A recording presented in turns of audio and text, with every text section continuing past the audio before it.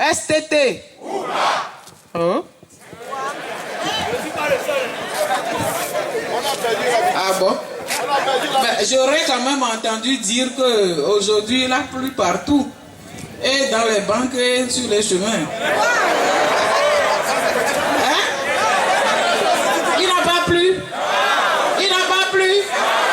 Comment ça non? Hein? Salut! STT! STT!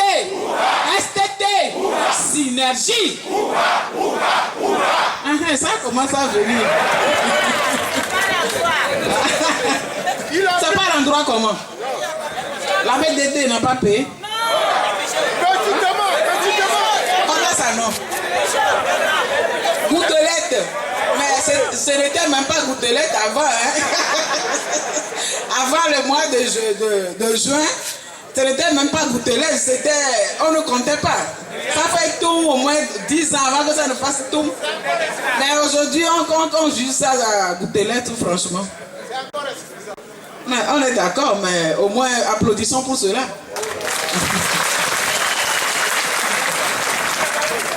Ok, merci beaucoup. Comme le camarade vient de vous le dire, la réunion de Kara n'a pas eu lieu. Et au retour de la délégation qui est partie là-bas, nous avons écrit au gouvernement, nous avons envoyé des ampliations un peu partout. Et nous avons dit dedans que demain samedi, le 6 juillet, nous allons reprendre cette réunion à Kara. Malheureusement, il se fait que nous n'étions pas au courant que la campagne devait s'ouvrir le même jour.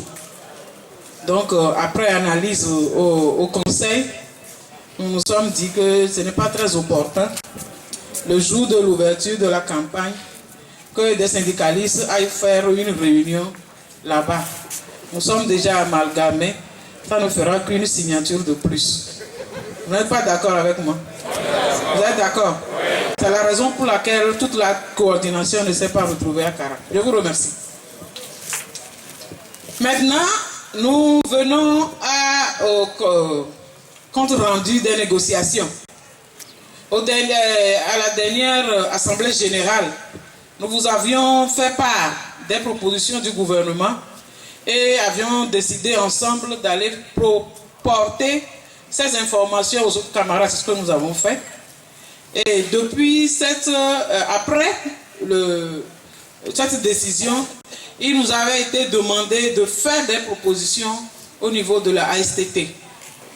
Et cette proposition au sein du conseil, nous nous sommes concertés et nous avons fait une proposition que nous avons envoyée au gouvernement. Ces propositions tiennent en ces points, puisque c'est les 4 points principaux qui restent en fait, c'est-à-dire la valeur indiciaire, la grille indiciaire, les allocations familiales et l'indemnité de départ l'indemnité de transport. Tous les 4 autres points, nous en avons discuté déjà et arrêté une décision. Nous en avons fait part. Donc c'est sur les 4 points principalement qu'il reste à faire des propositions.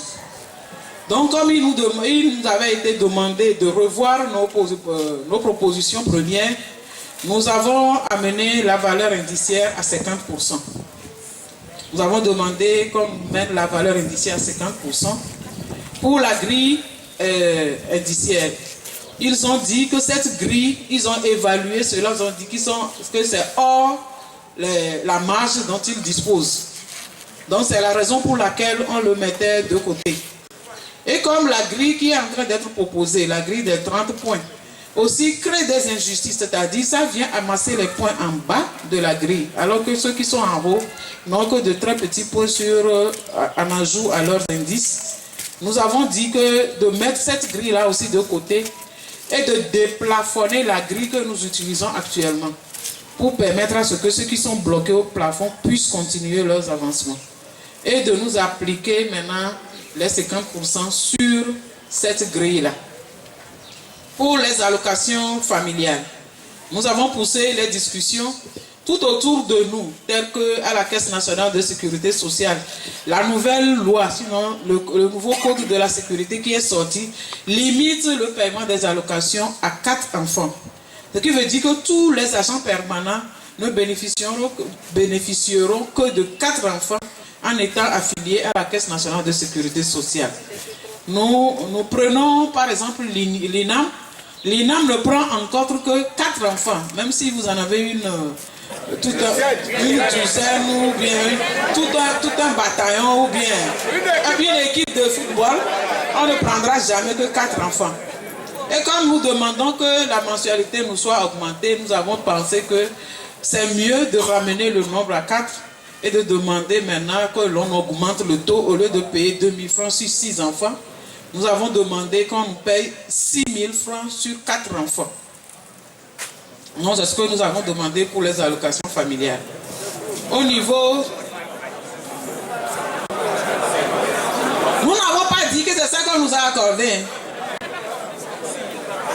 4 enfants, 6 000 francs par enfant sur les 4 enfants. Ah, oh! Dans notre langage, on dit Moudanoué.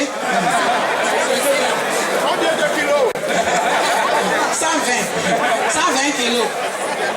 6 000 francs par enfant pour les 4 enfants. C'est clair maintenant? C'est ça.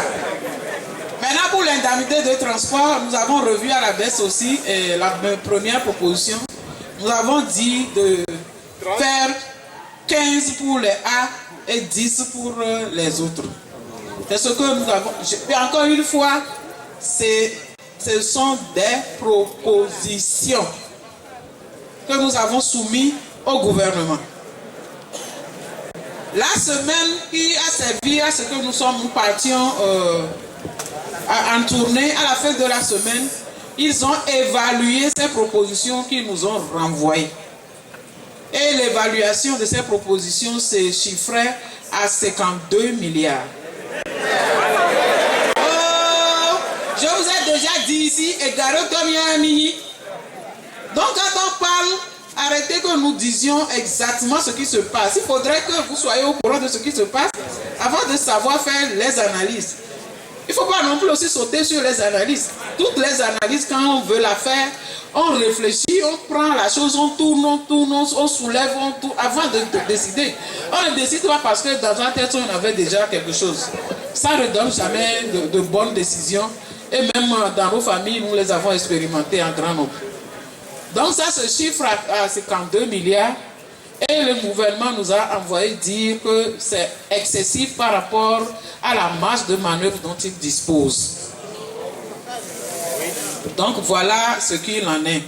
Donc il nous a encore demandé de revoir encore à la baisse nos propositions. Encore une fois, c'est ce qui est demandé. Nous sommes d'accord? Il nous est demandé de revoir à la baisse nos propositions, sinon nos prétentions. Donc c'est là où nous en sommes aujourd'hui. Camarades, salut! Camarades, salut! Donc vous avez la parole.